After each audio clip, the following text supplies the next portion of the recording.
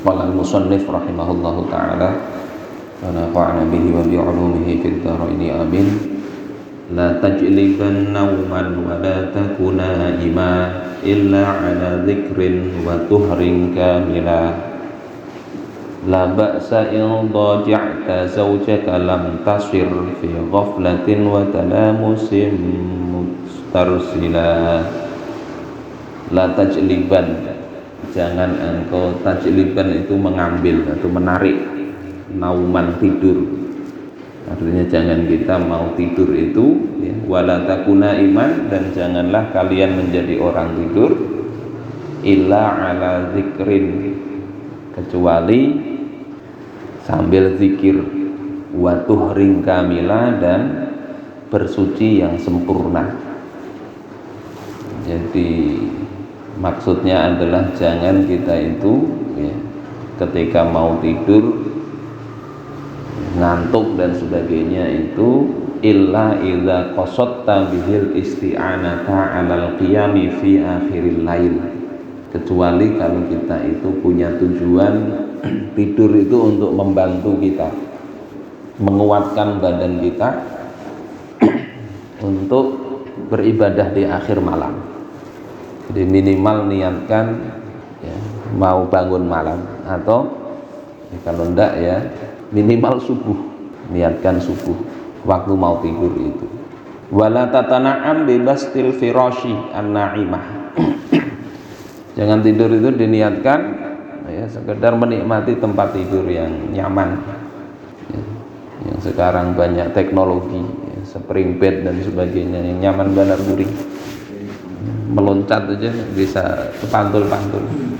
Sementara baginda Rasulullah Shallallahu Alaihi Wasallam beliau tidur kadang berbekas pada lambungnya itu, tempat tidur tikar, sehingga sahabat itu sampai mengatakan, ya Rasulullah, maukah kami bikinkan kasur? Tidak cuma sekali itu, Umar kadang menangis melihat Rasulullah bangun tidur itu ada bekas. Kita dulu pakai lampit misalnya, tidur di atas lampit kan bebekas. Apa kata Rasulullah Sallallahu Alaihi Wasallam? Kata beliau, mali walid dunya, apa urusanku dengan dunia? Ma'ana fid dunya illa karokibin, tidaklah aku ini hidup di dunia melainkan seperti seorang penunggang kuda, penunggang onta, musafir, istadhalla tahta syajarah, yang bernaung di bawah pohon. Jadi bayangkan kalau sekarang kan kalau musafir itu untuk istirahatnya ada rest area. Kalau sugih istirahatnya masuk hotel, touring di hotel untuk melanjutkan perjalanan. Kalau bahari tidur itu cukup istirahat, ada pohon bernaung di situ. Sumaroha, kemudian istirahat sejenak di bawah pohon, watarokaha, dan kemudian meninggalkan pohon itu. Itu Rasulullah. Namun kita nuruti ngalih tidur itu kalau kadang nyaman kadang mau guring. Sudah begitu harus berkipas pula. Bagi malam tadi kayaknya humap mau hujan. Nyaman-nyaman guring. Wala tanam illa ala zikrin, janganlah engkau tidur kecuali atas zikir. Maksudnya bukan tidurnya berzikir, mau tidur dulu berzikir. Jadi ini adab yang bisa kita biasakan, yang ya, mudah-mudahan kita bisa jalankan, dan mungkin Bapak Ibu sekalian sudah mengamalkan ini, maka dilanjutkan. Banyak riwayat apa yang dibaca mau tidur itu, banyak riwayat. Sekarang kadang mau tidur tuh asik nonton depan TV terguring, lihat film India, pas lagi mimpinya joget-joget kayak India. Kalau Rasulullah ngajari, seperti misalnya dalam sebuah hadis riwayat Ibnu Sunni dari Ibnu Abbas. Jadi beliau nasihati sepupu beliau, ya Abdullah bin Abbas. Kata beliau, idza awaita ila firashik, idza awaita ila firashik, kalau engkau itu mendatangi tempat tidur engkau, faqul, maka katakanlah, bismika rabbi, dengan nama Tuhanku. Wada'tu jambi, aku meletakkan lambung atau rusukku. Jadi mau tidur, bismika rabbi wada'tu jambi. Kalau biasa kita diajari waktu kecil, bismikallahumma ahya wa bismika amut, bisa dibaca itu. Atau ini bismika rabbi, dengan nama engkau wahai Tuhanku, wada'tu jambi, aku letakkan rusukku. Tahhir qalbi, sucikan hatiku ya Allah dari segala sifat-sifat yang buruk.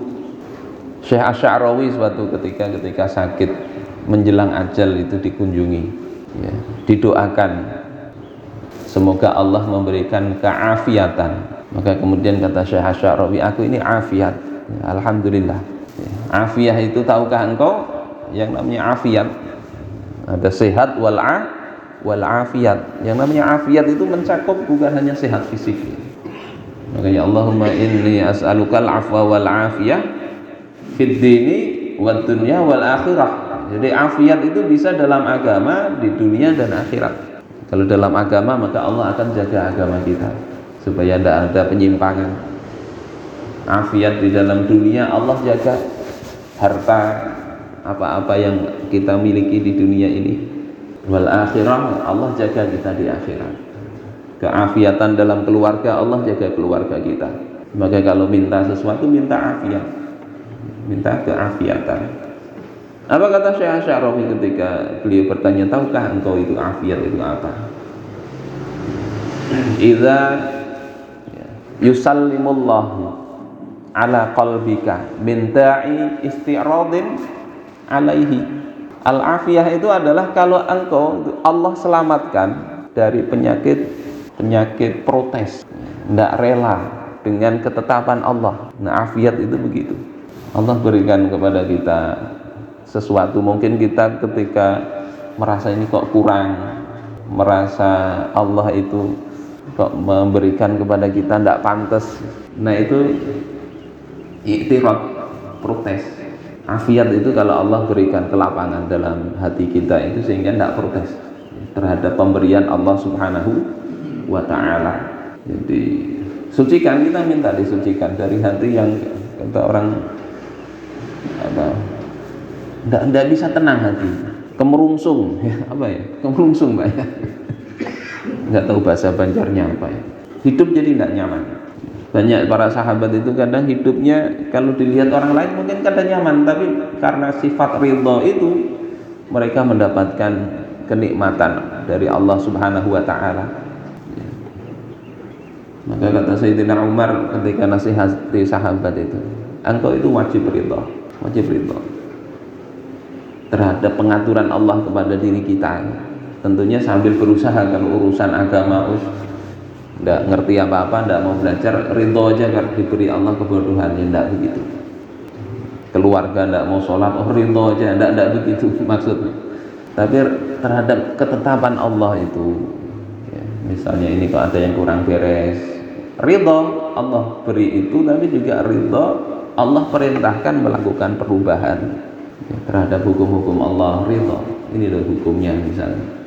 Jadi alaika antarba, wajib bagi engkau untuk ridha. Wa illa fasbir, kalau tidak sanggup ridha maka bersabarlah. Bersabar ini sebetulnya ingin sekali kalau ada musibah, musibahnya hilang. Ada penyakit, ingin sekali sembuh, tetapi tidak mengeluh. Nah, itu sabar. Kalau diberi penyakit, diberi musibah oleh Allah Ta'ala, dalam hati tidak mikir sembuh, tidak mikir musibahnya hilang, yang difikirkan itu adalah bagaimana Allah ridho, Allah memberikan ganti ganjaran dari musibah itu. Nah, itu baru ridho namanya. Seperti misalnya Sayyidina Sa'ad bin Abi Waqqas, saat tua penglihatan beliau tidak berfungsi lagi, bahasa sekarangnya buta. Beliau ini mustajab doanya, datang ke Mekah, orang-orang pada datang minta didoakan supaya terpenuhi hajat mereka. Oleh Sayyidina Sa'ad didoakan.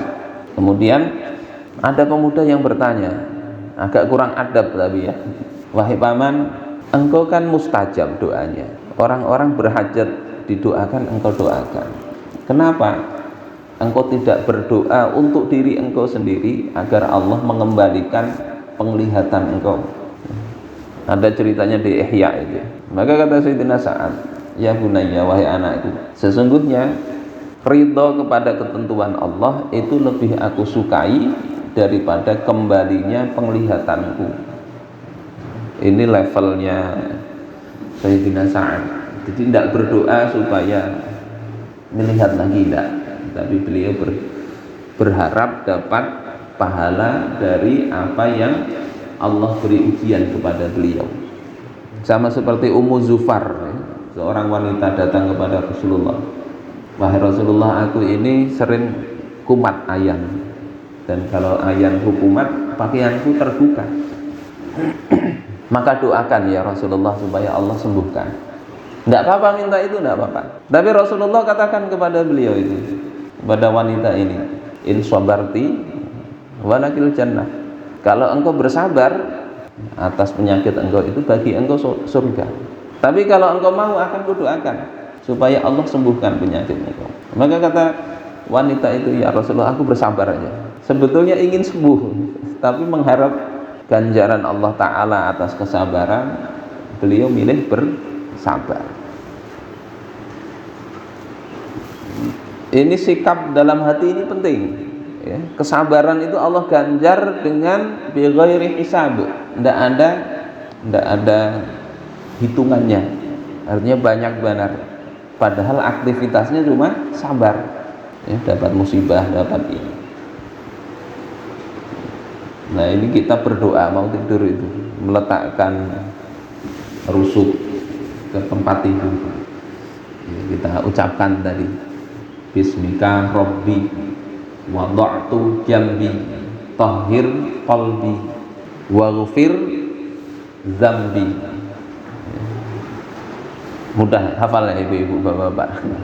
Bismika rabbi wada'tu jambi tahhir qalbi waghfir dzambi. Cuma empat kalimat. Demi apa? Dengan nama engkau wahai Tuhanku, ku letakkan rusukku, sucikan hatiku dan ampuni dosa-dosaku. Ini ajaran Nabi kepada Abdullah bin Abbas. Afdalnya dihafal pakai bahasa Arab. Jadi bismika rabbi wada'tu jambi tahhir qalbi waghfir dzambi. Ada riwayat lain ya, banyak riwayat-riwayat doa mau tidur itu. Sebagaimana juga dalam riwayat dari riwayatnya Abu Nuaim, Ibnu Hibban dan Ibnu Jarir dan Ibnu Asakir dari Abu Hurairah.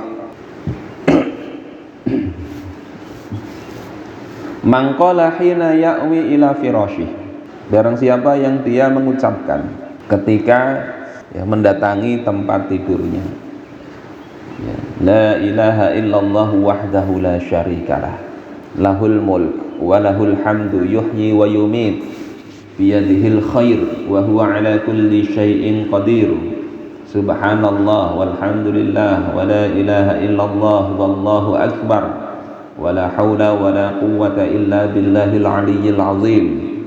Ini hafal insyaallah lah, sudah biasa kita baca, tambahi biyadikal khair. Jadi baca tadi la ilaha illallah wahdahu la syarikalah, tidak ada Tuhan selain Allah, wahdahu la syarikalah, beliau itu Allah Ta'ala itu sendiri, tidak ada sekutu. Lahul mulk, baginya kerajaan, tidak ada penguasa atau apapun, semua itu milik Allah Ta'ala. Nanti di hari akhir dikatakan limanil mulkul yaum, hari ini siapa yang berkuasa di antara kalian, mau usrek mau pilih-pilihan mana ini yang menang dan sebagainya, Allah juga yang punya kuasa. Walahul hamd, dan baginya segala pujian. Yuhyi wa yumit, dia yang menghidupkan dan dia yang mematikan. Biyadihil khair, di tangannya lah, dalam kekuasaannya lah kebaikan itu, yang Allah bisa berikan kebaikan kepada siapa yang dikehendaki. Allah bisa ya. Dibiarkan manusia terkena bencana ketika Allah kehendaki. Wa huwa ala kulli syai'in qadir, dan dia itu maha kuasa atas segala sesuatu. Kemudian baca subhanallah, maha suci Allah, walhamdulillah, ya, segala puji bagi Allah, wala ilaha illallah, dan tidak ada Tuhan selain Allah, wallahu akbar, dan Allah maha besar, wala haula wala quwata illa billahil aliyyil azim, tidak ada daya dan kekuatan kecuali ya, atas pertolongan Allah yang maha tinggi dan maha besar. Ini dibaca mau tidur. Siapa yang membaca ini, ghafarallahu dzunubahu, Allah akan ampuni dosa-dosanya, wa in kanat mithla zabatil bahr, meskipun dosanya itu sebanyak buih di lautan.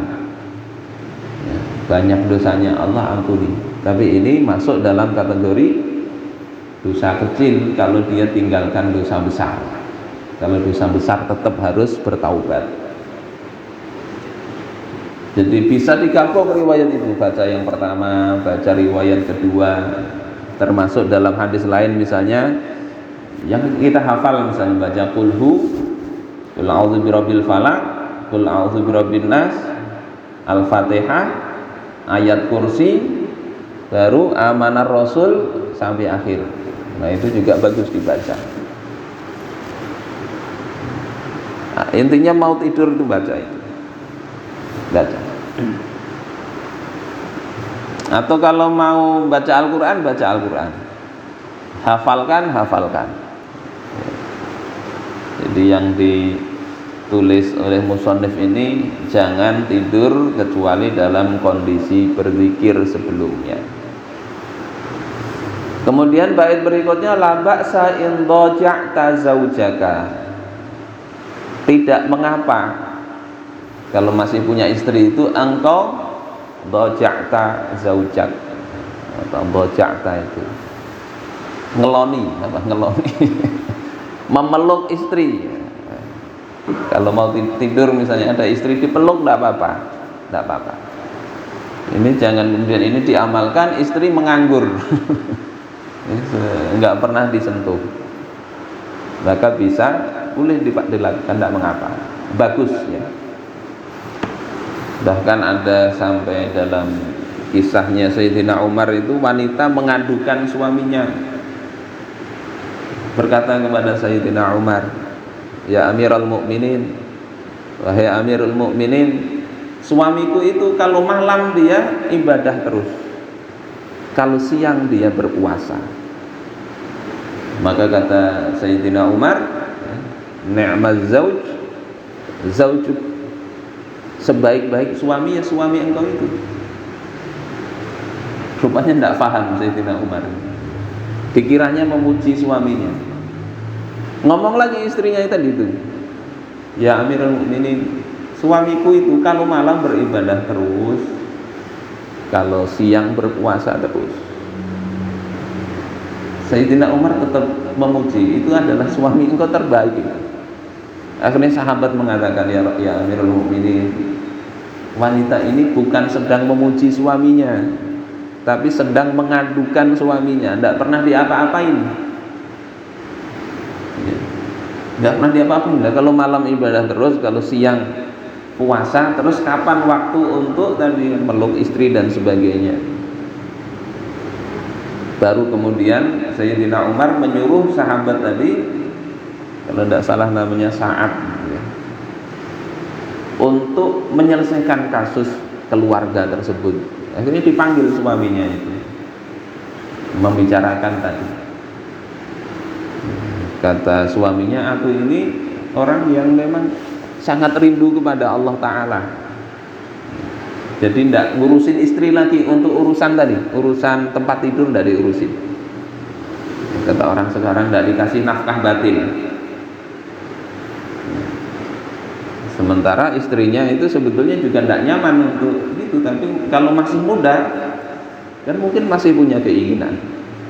Maka akhirnya diputuskan oleh tadi sahabat tadi itu, ya paling tidak 4 hari sekali engkau wajib datangi istri engkau. Kalau istrimu itu masih punya keinginan. Jadi Islam tidak kemudian dibiarkan terlantar begitu, tidak istri. Kalau masih ada keinginan, berikan hak, ya, hak kepada istri. Jadi di sini diingatkan kembali oleh musannif, ya, la ba'sa in raja'ta zaujak. Tidak mengapa kalau engkau itu mendatangi istri engkau. Lam tasir fi ghaflatin wa talamusin mustarsila. Yang itu tidak menjadikan engkau berada dalam kelalaian, ya, dan bersenang-senang terus-terusan. Artinya apa? Hidup itu begitu aja, bersenang-senang dengan istri saja. Jadi boleh seperti tadi itu, ya, tidak mengapa, bahkan itu juga bagian dari ibadah. Tentu ada adab-adabnya juga, ya, baca doa dan sebagainya. Insya Allah bapak-bapak sudah hafal. Ini mungkin untuk pertemuan kali ini. Mudah-mudahan Allah berikan kepada kita dan kemampuan untuk menjalankan ini, hal-hal yang sebetulnya sunnah, tapi itu bisa menguatkan hati kita, sikap kita untuk senantiasa taat kepada Allah. Dan kita berharap kalau Allah wafatkan kita dalam kondisi tidur tidak bangun lagi, kan banyak itu, maka kita tidur di dalam ketaatan kepada Allah Subhanahu wa ta'ala. Saya punya seorang ustadz kiai di Jawa itu, ketika kita berkunjung itu puasa terus, beliau puasa terus. Nah, ada salah satu rekan itu yang kemudian memberitahu beliau puasa terus itu pernah ngomong supaya berharap Allah wafatkan di dalam keadaan berpuasa, sehingga beliau memperbanyak puasa. Ini kita amalkan, mau tidur kita harapkan juga Allah wafatkan kita dalam kondisi terbaik meskipun sedang tidur.